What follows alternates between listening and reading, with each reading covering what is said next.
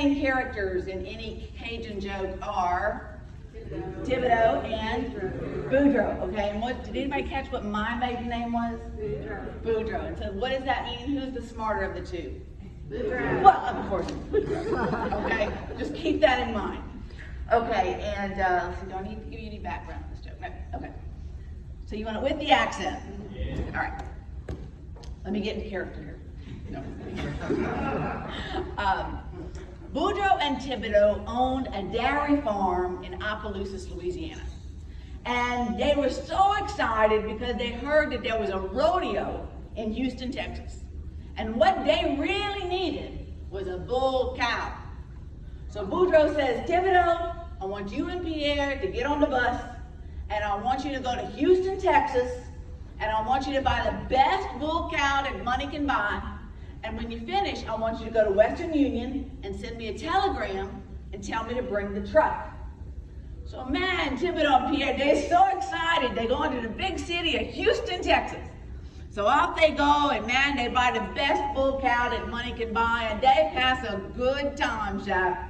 But they was drinking and dancing and partying and meeting women, and they were just having the time of their life. And then they realized, well, we better go let Boudreaux know to bring the truck. So they go to the Western Union and they reach in their pocket and they realize they got only 1 quarter left. They done spent all their money on the drinking and the partying and the gambling and the meeting women. So he says, how am I gonna tell Boudreaux to bring the truck with just this 1 quarter? He says, Mr. Western Union man, how much word I can buy with this here quarter? And the Western Union man said, well, Mr. Thibodeau, I'm sorry to tell you, but you can only buy 1 word with that quarter. He said, man, how am I gonna tell Boudreaux to bring the truck with just 1 word? So he taught, and he taught, and he taught, and he said, I got it. The word is comfortable. And the Western Union man looked at him, he said, comfortable? Man, how that's gonna tell your friend Boudreaux to bring the truck? He said, Mesha, don't you worry about that, no. May Boudreaux, he read real slow him.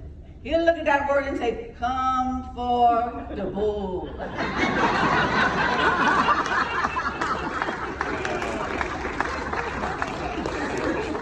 I love an audience with a sense of humor. You guys keep laughing and I'll keep telling them, okay? All right. Now, what does that have to do with an oil and gas lease? Well, just like old Boudreaux, you gotta read an oil and gas lease real slow. You gotta read every word line by line. Words matter in an oil and gas lease. And so just like Boudreaux, that's what we're gonna go do today. Now, I passed out one of my inventions, which is an oil and gas lease with annotations on the side. And in red on this side, it tells you the name of the provision. So if you hear someone say Mother Hubbard or savings clause, this is just a little cheat sheet for you to give you an idea. Did everybody get a copy? Okay, good. So on this side, I have the name of the provision, and on this side, I have like little key words to watch out for, things that might be important for you. And I'll go over those during the lesson. You also have PowerPoint slides. Your PowerPoint slides have blanks in them, so I'm going to tell you the words to fill in the blanks on them. And you can follow along either way. So these are the same words that's going to be on the slide. Okay. Now I do want to say up front, since I am a lawyer, this is not a great lease. Okay. This is a lease that has standard clauses in it that you will recognize. I'm not recommending these clauses. This is just for a cheat sheet only. There may be clauses missing in here that should be on a lease, but these are all the standard clauses, according to your attorney. These are all the standard clauses that are in there, okay? Does everybody understand? Don't say I'm going to negotiate a lease with this particular lease. Okay, this is a cheat sheet only.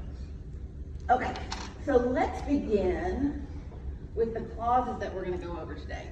The first thing I'm going to do is, as you may have heard Lana mention, I am a history major. and I just cannot help myself from giving people a little bit of history in my classes. I think if you don't know where we came from, you don't know where we are, and you don't know where we're going. So I'm going to start with history, and then I'm going to go through each of these lease provisions in order that it's on the lease that you have. So the first one is the granting clause, the addendum clause, the royalty clause, shut-in royalty clause, drilling, delay rental, savings, pooling, surrender, assignment, force majeure, warranty, legal effects, and signature. So those are the lease clauses that we'll be going over today. So let's start with my little history lesson. I know you all know this, but the first oil and gas well was drilled in 1859 in Titusville, Pennsylvania by Edwin L. Drake, who is the father of the modern petroleum industry. And the reason I'm bringing this to your attention is because they needed to have a lease to drill those wells. And so what did they use? They used saltwater leases. Saltwater leases, what are they drilling for? What? Salt, right? Why is salt important? It's a preservative and it makes food taste better, okay? So that's what they used. So a lot of the terms that you'll see that we'll use today, like addendum clause, Mother Hubbard clause, those came from those old saltwater leases that made sense back then. But today we're like, addendum clause, what does that even mean? So that's why I wanted to bring this to your attention. The other thing I wanted to bring to your attention is that there is no standard oil and gas lease, okay? People say, oh, Producers 88, that's the standard oil and gas lease. Let me tell you the history of the Producers 88 lease. The Producers 88 lease came about because there was a group of producers, a group of operators that got together and they devised a lease that was favorable to the operators, to the producers. They brought it to a company in Tulsa, Oklahoma called Burkhart Printing Company. They're still in existence today, believe it or not. Last time I was in Tulsa, I drove by their place. Burkhart Printing Company. And Burkhart Printing Company named it after the client and the next sequential number in their printing forms.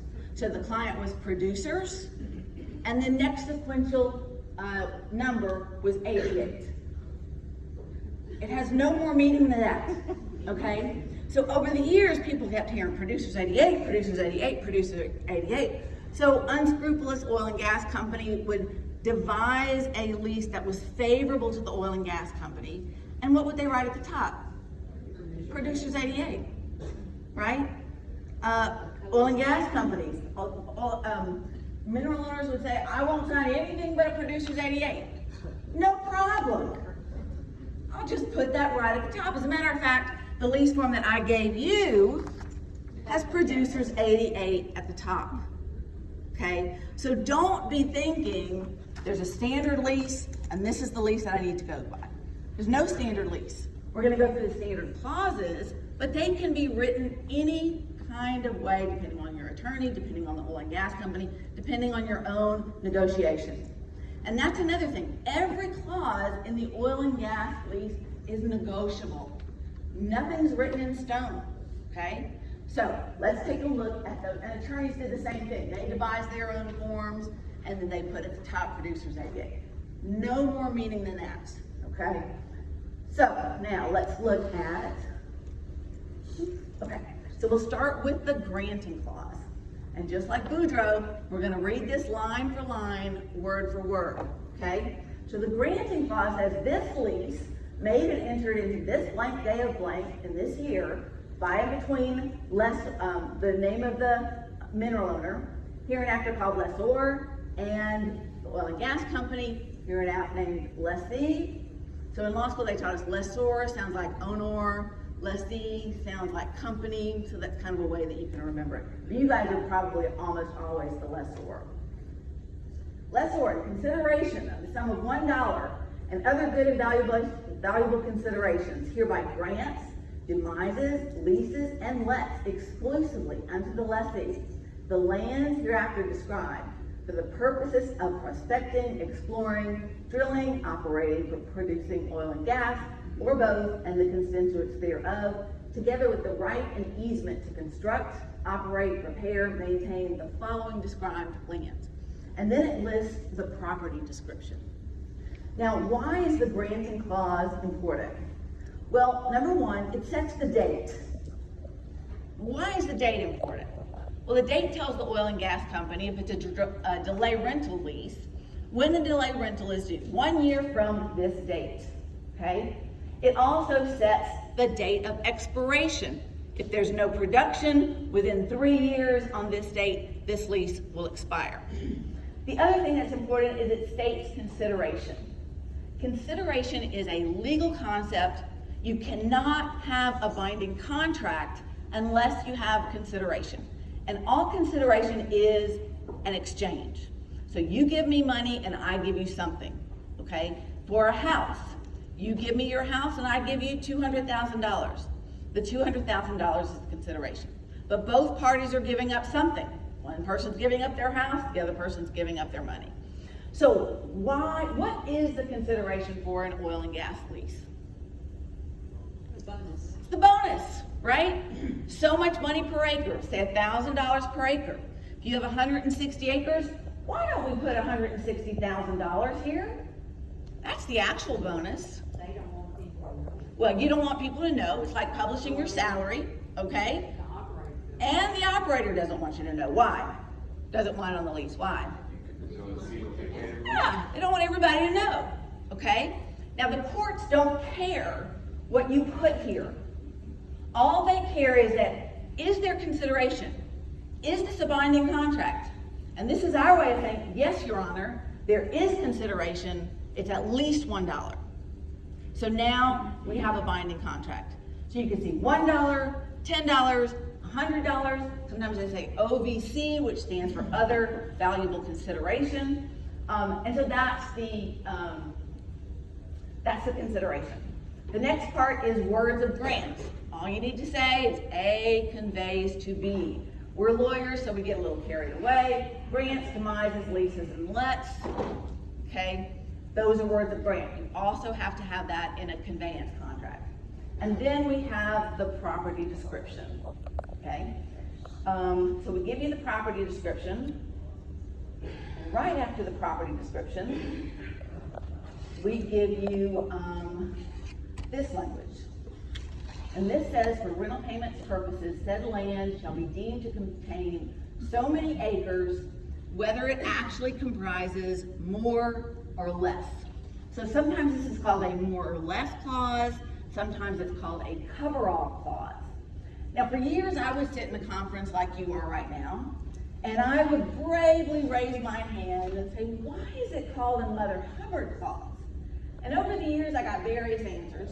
But the most common one was, well, she had so many children, she didn't know what to do. You have so many acres, you don't know what to do. We're just trying to scoop up all those acres, like she's kind of scooping them up under her skirt. Now, I have 3 children, and I happen to be an expert on Mother Goose. And that is not old Mother Hubbard, that is the old woman that lived in the shoe. Right? Yeah. There was an old woman who lived in the shoe. She had so many children she didn't know what to do. That's not Mother Hubbard. Mother Hubbard is old Mother Hubbard went to the cupboard to fetch a poor dog a bone, and when she got there, the cupboard was bare, and so the poor dog had none. What does that have to do with an oil and gas lease? So I never got an answer for it. So I said, I'm a history major. I'm going to research. I'm going to figure this out. So I researched, and there is nothing out there that explains what a Mother Hubbard is. But I ran across something in John F. Kennedy's memoirs, and he referred to someone wearing a Mother Hubbard dress. Now, I had never heard of a Mother Hubbard dress. So I Googled Mother Hubbard dress, and it is a style that was popular in the Victorian era, right about the time when these wells started to be drilled, in the Victorian era, and it was designed to address the issue of modesty. So it covered a woman from her neck to her wrists, all the way down to her ankles. it covered all of a woman. And that's where I think they came up with this term, the mother Hoge clause. And that is the mother Hoge theory of the mother. What do y'all think? Does that make sense? Yeah? Okay.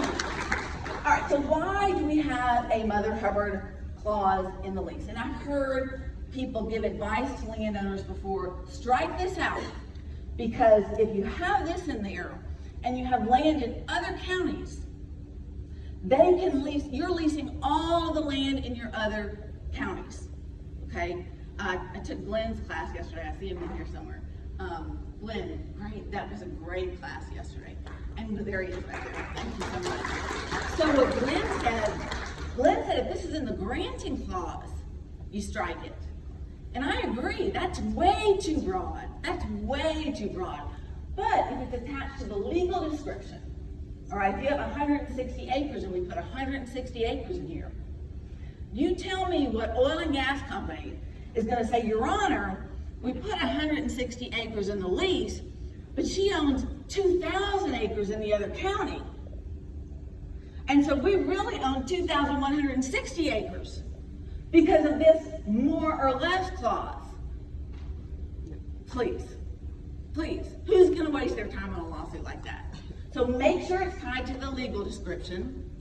And what's the purpose of it? Well, the reason we have it is because there is a lack of a uniform land system. For those of you that are filling in the blanks here, this is land.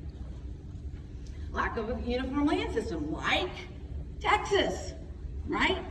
Some of them have the public land survey system. Texas has what? Meets and bounds. And how does a meets and bounds description go? So many feet, so many degrees to the barn. So many feet, so many degrees to the fence. So many feet, so many degrees to the creek. And the pecan tree, okay? So after 100 years, where's the barn? What happened to it? What about the fence? Where's the fence? Fell down. What about the creek? Dried up. What about the pecan tree? So we really don't know where your property lines are because we're not really sure where those naturally occurring landmarks were or man-made landmarks were. So this is just to say, look, your intent is to convey whatever you own, whether the barn was here or the barn was here, or whatever. It's right around here, a few acres here and there, okay?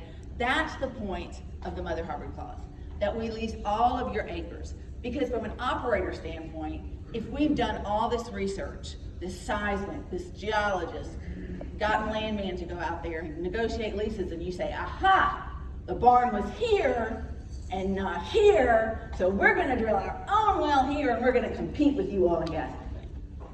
That's why they have a Mother Hubbard clause, because it protects the lessee. It protects the lessee. Now, if you want to strike this from your lease, if your attorney tells you to strike this from your lease, by all means, strike it from your lease. But I'm just telling you, there's no way any court is going to interpret it as you're getting land in another county, okay? Unless it's right where that barn would have been. Does everybody understand? Okay, right. Let's move on. Why is it called the Mother Hubbard clause? I put this picture here because, you know, the Beverly Hillbillies, y'all are all familiar with the Beverly Hillbillies. Well, Granny is actually wearing a Mother Hubbard dress. And she even has a hat, so even her head is not showing. So that's the Mother Hubbard clause. Next, let's go to the habendum clause. This is another term, this is one of those terms that come from those old saltwater leases in the 1850s. In weddings, it used to be in Latin, and they would say habendum and tenendum, to have and to hold. Okay? So the habendum clause is how long are you going to have this oil and gas lease? It comes from the Latin to have, put to have here. And this is also known as the term clause. The term clause, because it fixes the duration of the lessee's rights.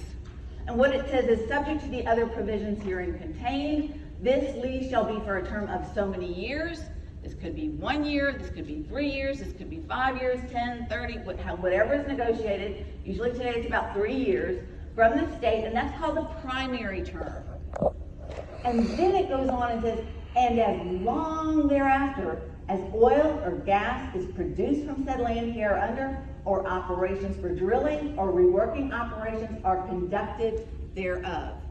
So this part is called the primary term. And then the part where they say, and as long thereafter as oil and gas is produced from said land, that's called the secondary term. So if they don't drill a well within the primary term, that 3 years, then the lease goes away, right? But if they drill a producing well, how long is that lease gonna last? As long as there's production. HBP, held by production. Okay, so that's the addendum clause. Can I ask you an HPV question? Yes. I've been told in the past that if you do a lease and in the legal you put section, 1, and then you also put section 2, and they have only drilled in section 1, and they never got around to drilling in section 2, that because those are in the same lease, you are held by production in section 2. That's 100% correct. Even though the primary So if term your is lease 5. says in the legal description section 1 and section 2, and they only drill in section 1, section 2 is still held unless you have a pew clause. Okay, and there's a unit. And section 2 is excluded from that unit. Okay, absolutely true. Okay, primary term is also known as the exploration period. They have 3 years to get a well online and going. They have 3 years to explore. And after that, if there's no production, then there's no secondary term. The secondary term is conditioned on there being actual production. Okay? Now, let's talk about what they mean by production. It's not just a drip, drip, drip coming out of the well. It's got to be, courts have said, it's got to be what we call production in paying quantities. That means you have to be making a profit. So you meet your expenses, you make $1 over that well is paying in producing quantities, okay? If you break even, that's not considered production. Okay, so it's got to be production in paying quantities, and there are exceptions, particularly when we talk about a pew clause or pooling. Pooling, they may not have to drill on your exact location if you're pooled with other lands, and we'll cover pooling in just a second. Okay, next is the royalty clause. The royalties to be paid by lessor are on oil, one as that produced and saved from said land, the same to be delivered at the well, and then on gas, including all gas, 1/8 of the market value. Now, when I was a lease and title analyst at Exxon, this wasn't even a blip on the map. No one really cared what was in this. And so what's happened now is this is the hottest litigation going, because oil and gas companies, especially in Texas, if this provision said gross proceeds, we're going to get paid on the gross proceeds, they don't have the right to deduct compression, transportation, separation, dehydration, all of that. So you want in Texas it to say gross proceeds. If it says net proceeds, that means they have the right to deduct all those costs. Now that's in Texas. In Oklahoma, they have to spell out, and you, oil and gas company, have the right to deduct compression, dehydration, separation. It has to spell out in the lease that the oil and gas company has the right to do that. Not so in Texas, okay? So does it say market value or amount realized? Those are all like net proceeds. If it says at the well, before it goes through all these processes, that's what you really want. You want it paid at the well, and you want it paid net proceeds, gross proceeds. Texas courts have been very strict about this. I saw a lease, a case, I can't remember the name of it, where they specifically said, you do not have the right to deduct this, this, this, and this. And the Texas Supreme Court still said they had the right to deduct it, even though it said at the well. I think if you say gross proceeds, you're okay, but this is a very favorable state to operators. I don't know if y'all know that or not. Royalty is a cost-free share of production.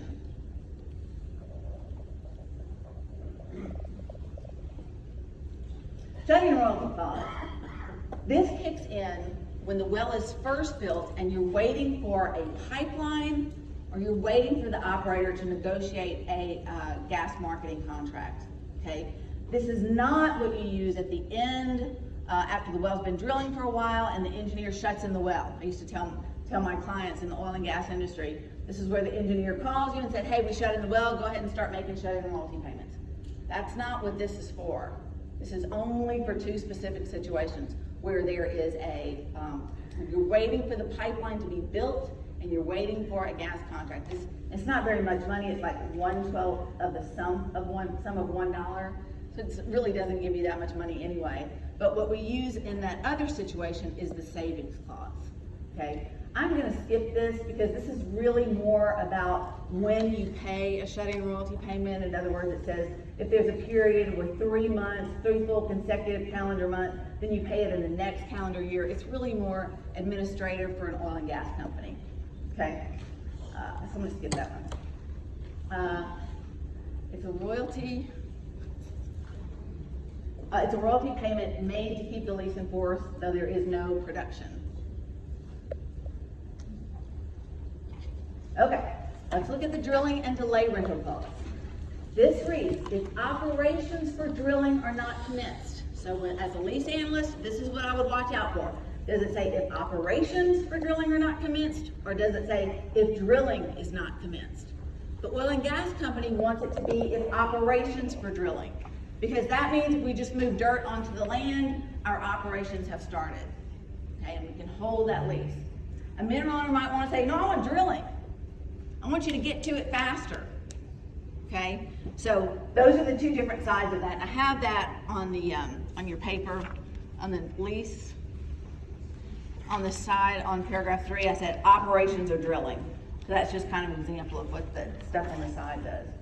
So it says if operations for drilling are not commenced on said land or on acreage pooled therewith, as above provided, on or before 1 year from this date, the lease shall then terminate as to both parties unless on or before such anniversary date the lessee shall pay or tender or shall make a bona fide attempt to pay or tender as hereinafter stated to lessor or to the credit of lessor in this bank at this location the sum of this much money which shall cover the privilege of deferring commencement of drilling operations for 12 months. And this is I can't remember what that was.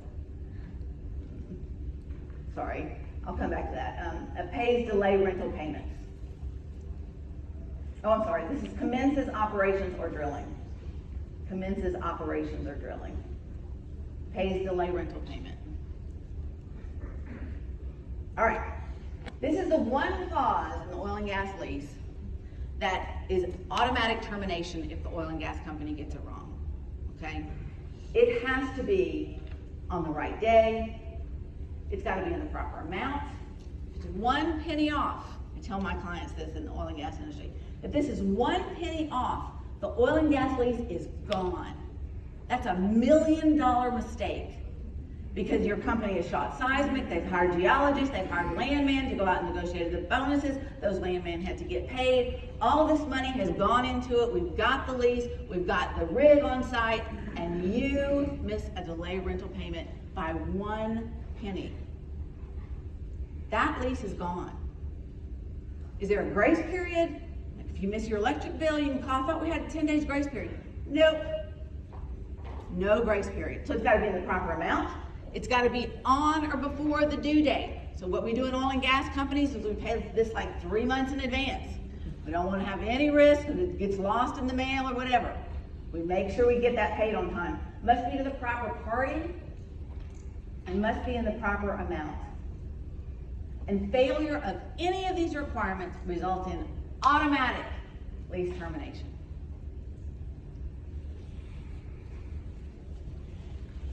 Now these next 3 clauses are referred to as the savings clause. The first 2 are during the primary term, during those first 3 years. and the other one is after the primary term. So this first one is if they drill a dry hole. And it reads, should any well drilled on said land during the primary term before production is obtained be a dry hole, or should production obtained during the primary term thereafter cease, you're still in the primary term and drilling ceases, then and in either event, if operations for drilling an additional well are not commenced, or operations for reworking an old well are not pursued on said land on or before the first rental date, next exceeding the expiration of 60 days. So you've got 60 days, engineer, to get that well back online, or we're gonna lose the lease, okay? This could be 60 days, it could be 90 days, it could be 180 days, whatever is negotiated. After the cessation of production or drilling, or reworking operations on said well or wells, then this lease shall terminate, unless lessee, on or before said date, shall resume the payment of rentals.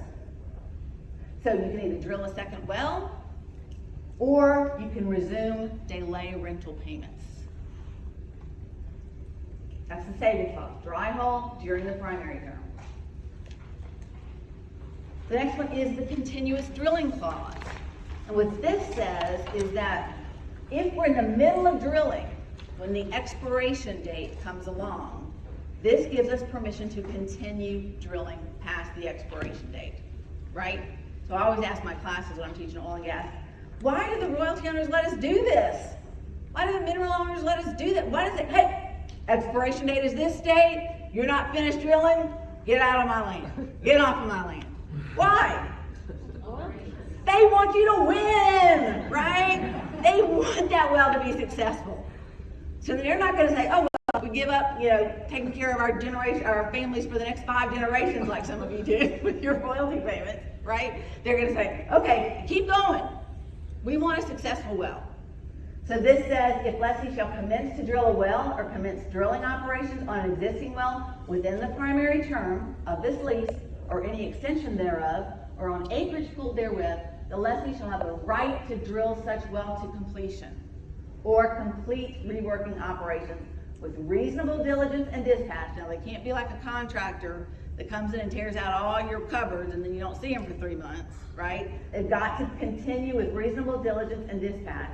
And if oil or gas or either of them be found in paying quantities, this lease shall continue and be enforced with like effect as if such well had been completed within the term of years first mentioned. Okay? That is the continuous drilling clause. This next savings clause comes after the primary term. So after the well's been drilling for a while, usually a long time, then there's some mechanical problem with it and they want to shut in the well. This is when you tell your engineer, the shut-in royalty does not apply here, but this clause applies here. And let me put a caveat in here. One time I was asked to give a presentation in Colorado, and I said this about the shut-in royalty clause, or we were talking about it beforehand. And in Colorado, you have to pay the shut-in royalty, even in this situation. Okay? That's why you gotta know the laws of where you are. So in Colorado, if you shut in the well like this, you owe a shut-in royalty payment. Okay? If after the expiration of the primary term, production on this lease shall cease, this lease, nevertheless, shall continue in force if drilling or reworking operations are commenced within so many days, 60, 90, 180 days, whatever you put in here, after such cessation of production, if production is restored, or if additional production is discovered as a result of any such drilling or reworking operations conducted without cessation more than so many days, this lease shall continue as long thereafter as oil or gas is produced and as long as additional drilling or reworking operations are had without cessation of such drilling or reworking operations for more than so many days. So you can either rework of a producing well, and the effect is there's no termination if that well is successful. Okay? Who's ready for another Cajun joke? Yeah? Okay. All right. So y'all know what the King Ranch is, right? Okay, King Ranch, I Googled it. It's a huge ranch that's the size of Delaware. Okay, that's how big it is. And one of the King Ranch daughters married a guy named Dick Clayburgh. Okay, and in this joke, he's the owner of the King Ranch. He was at one time, I think he's deceased now. But in this joke, he is, okay. Okay, y'all want with the accent? Yeah. Boudreaux was so excited that he bought a 40-acre ranch in Opelousas, Louisiana, and he was so proud of himself, he decided he'd go to the big city of Houston and celebrate. So we went to the Houstonian. And Houstonian, for those of you that don't know, is a very famous hotel in Houston. That's where all the movie stars stay when they go. Madonna stayed there. The guy from Cheers stayed there with his wife Mary Steenburgen. And Ted Danson went there. It's a very famous hotel. So he goes to the hotel and he's all puffed up and everything. Goes to his room, he decides he's going to go to the hot tub. So gets his trunk suit, his bathing suit on. He goes out to the hot tub and there's only one man sitting in that hot tub. And so Boudreaux says, how you doing? My name is Boudreaux. What's your name? And the man said, well, my name is Dick Claybear. And he says, oh, Mr. Claybear. Mr. Claybear, how you doing, Mr. Claybear? And Dick Claybear says, well, I'm doing fine. He says, oh, Mr. Claybear. Mr. Claybear, we just the same. We just the same. He said, me, I'm doing fine too. He said, let me ask you a question, Mr. Claybear. What do you do for a living? And Dick Claybear said, well, I own a large ranch in Texas. Oh, Mr. Claybear, Mr. Claybear, we just the same. We just the same. Me, I own a large piece of property in Louisiana. So let me ask you another question, Mr. Claybear. How big is your ranch? So Dick Claybear said, well, let me put it to you this way. If you woke up in the morning and you got in your truck and you drove all day till the sun set, by the time the sun sets, you still won't be through all my property. And Boudreaux says, oh, Mr. Claybear, we just the same. We just the same. He said, me, I got the same kind of truck.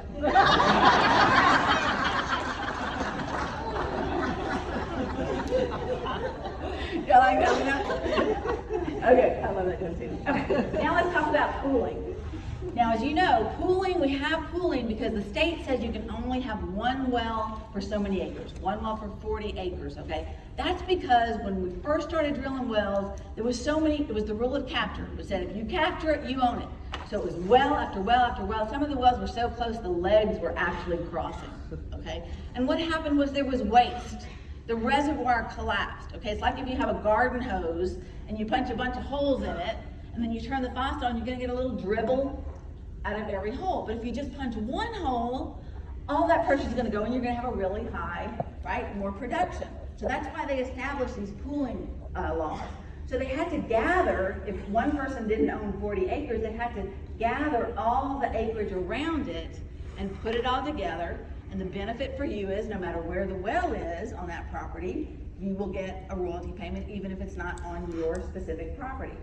So it reads, the lessee at its option is hereby given the right and power to pool, unitize, or combine the acreage covered by this lease or any portion thereof as to oil and gas or either of them with any other lands covered by this lease and or with any other land, lease, or leases in the immediate vicinity thereof to the extent hereinafter stipulated. And so it's combining small or irregular tracts into a unit big enough to meet state spacing regulations. Small or irregular tracts into a unit big enough to meet state spacing regulations. Next is the surrender clause. And it reads, lessee shall at any time, without lessor's consent. Now sometimes you can build in, yes, you need to get my consent, or you need to give me notice. But this says without lessor's consent to surrender all or any portion of the lease premises and be relieved of all obligations as to the acreage surrendered. Now note that it says lessee. Does the lessor have the right to do this? I want to get out of my lease? No, not if it's HBP. So it gives the oil and gas company the right to terminate that lease at any time. Next is the assignment change of ownership. Oops, sorry. It permits either party to transfer rights. And these are the requirements for transfer of ownership. And it says the rights of either party may be assigned in whole or in part. So the lessee could assign it, or you can assign it to someone else or pass it down.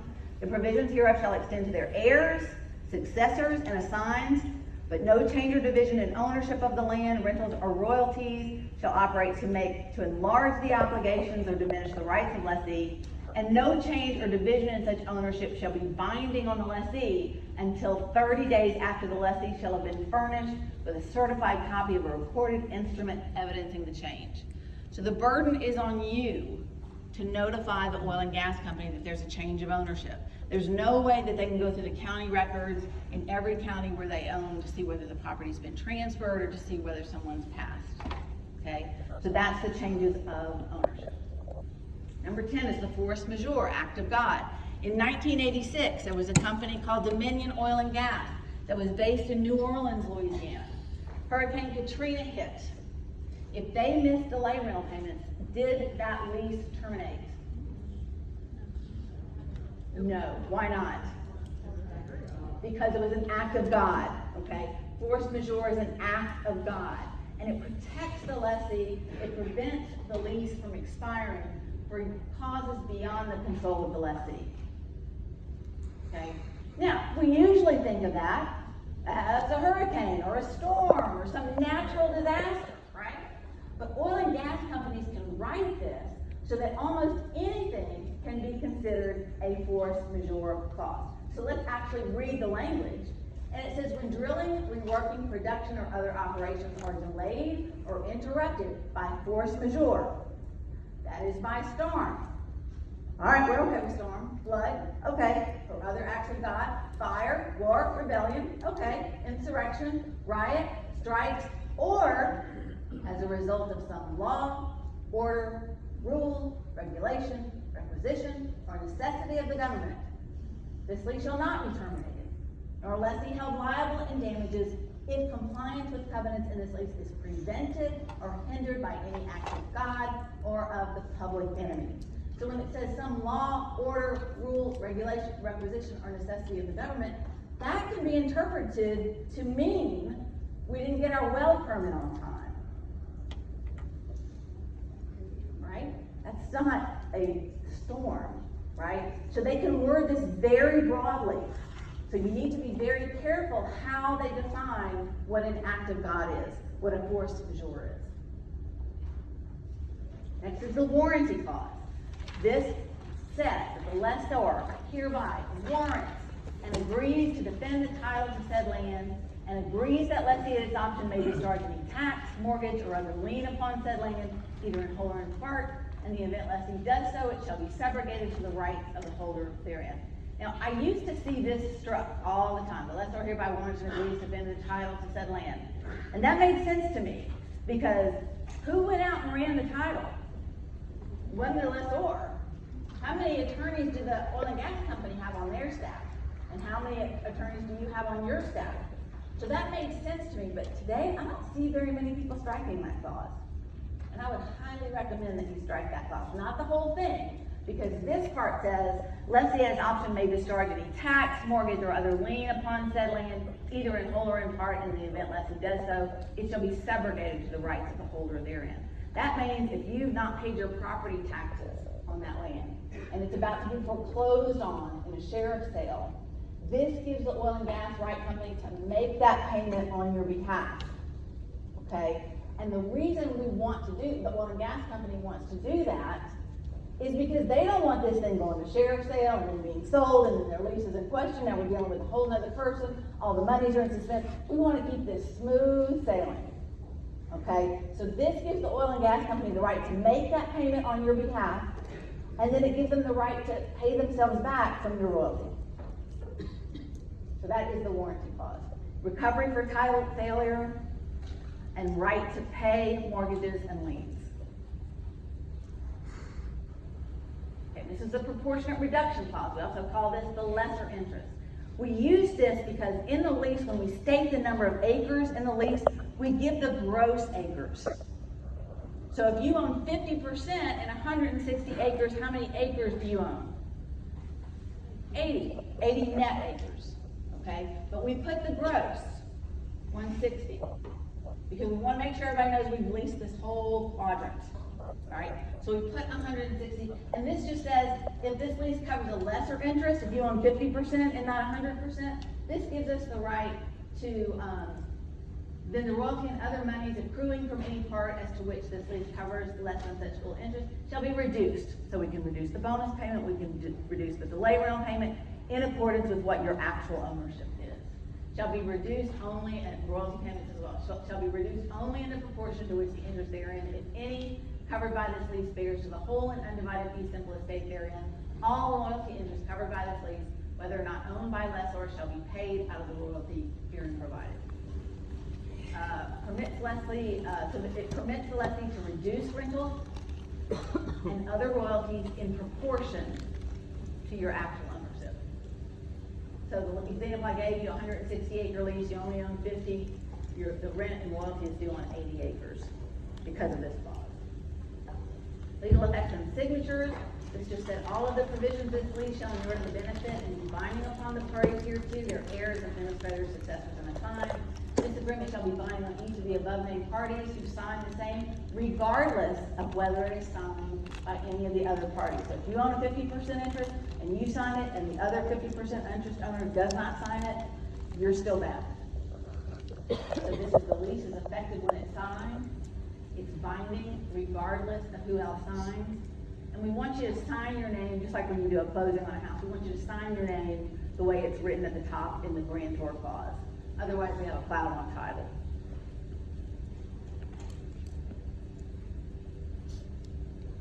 Okay, so we looked at the granting clause, the addendum clause, the royalty clause, the shut-in royalty clause, the drilling and delay rental clause, savings clause, pooling clause, surrender clause, assignment, force majeure, warranty, legal effects, and signature. How am I doing on time?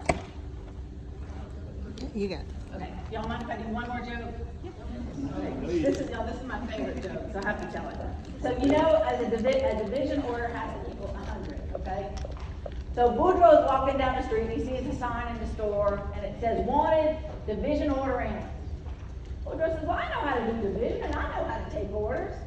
So he goes and he applies for the job. And the boss man sees him coming and says, oh man, I don't want this person to get this job, this dumb Boudreaux. What I'm gonna do, I'm gonna make a test that's gonna make it hard for him to get the job. He says, okay, Boudreaux, you just can't walk in the door and be a division order analyst. You got to know numbers. You got to know how to do math. So he says, take this piece of paper, and I want you to write the numeral 33 without using any numbers. Without using any numbers, now how am I going to do that? Well, that's the kind of stuff you got to know when you're a division order analyst. So he taught, and he taught, and he taught, and he said, aye, got it. And this is what he wrote on the paper.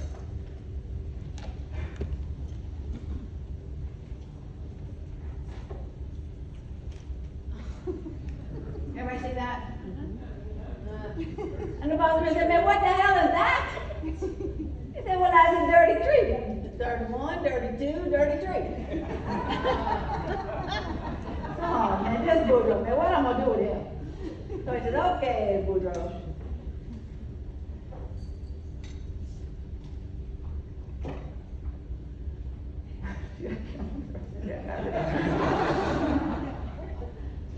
The dog.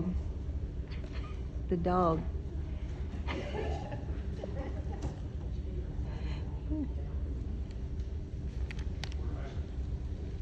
He says, I want you to represent the number 66. Yeah. So 66. How do I do that? Dot. Said, maybe I got it. So then you do this. See what's that? That's 33 and 33, that's 66.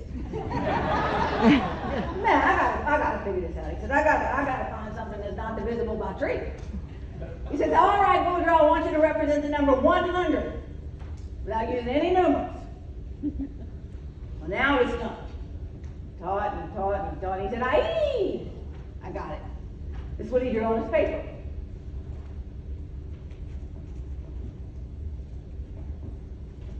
Everybody see that? Mm-hmm. And then he drew a little circle at the bottom of each of the trees. The boss man said, well, what the hell is that? He said, what? That's dirty. This dog came along, he pooped at the bottom of each of these trees. That's dirty tree and a turd, dirty tree and a turd.